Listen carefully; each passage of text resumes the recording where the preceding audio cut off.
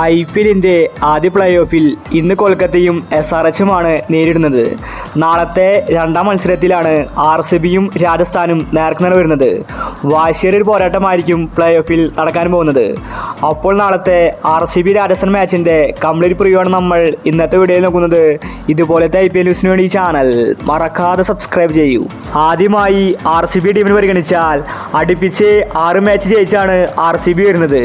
അതുകൊണ്ട് RCBക്ക് തന്നെയാണ് വിജയ സാധ്യത കൂടുതൽ. അതുപോലത്തെ ഫോമിലാണ് RCB ഇപ്പോൾ. ടേബിളിലെ 10ാം സ്ഥാനത്ത് നിന്നാണ് RCB പ്ലേ ഓഫിലേക്ക് എത്തിയിരിക്കുന്നത്. RCBയുടെ ഓപ്പണർ വിരാട് കോഹ്ലി മികച്ച ഫോമിലാണ്. ബൗളേഴ്സും നല്ല പ്രകടനം കാഴ്ചവെക്കുന്നുണ്ട്, പ്രത്യേകിച്ച് യാസ് ദയാൽ. അപ്പോൾ നാളത്തെ മാച്ചിനുള്ള RCBയുടെ പ്ലേയിങ് 11 നോക്കാം. Kohli, Du Plessis, Rajat Patidar, Green, Karthik, Maxwell, Lomror, Yash Dayal, Karan Sharma, Mohammed Siraj, Lockie Ferguson. ഇനി രാജസ്ഥാൻ ടീമിന് പരിഗണിച്ചാൽ രാജസ്ഥാൻ ഇപ്പോൾ മോശം അവസ്ഥയാണ്.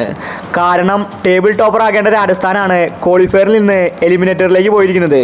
3ാം സ്ഥാനത്താണ് രാജസ്ഥാൻ ഫിനിഷ് ചെയ്തത്. അവസാനത്തെ മാച്ച് രാജസ്ഥാന് കളിക്കാനും സാധിച്ചില്ല.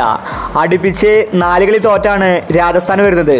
അതുകൊണ്ട് ശരിക്ക് കളിച്ചില്ലെങ്കിൽ രാജസ്ഥാൻ ടീമിന് പണി കിട്ടുമെന്നത് ഉറപ്പാണ്.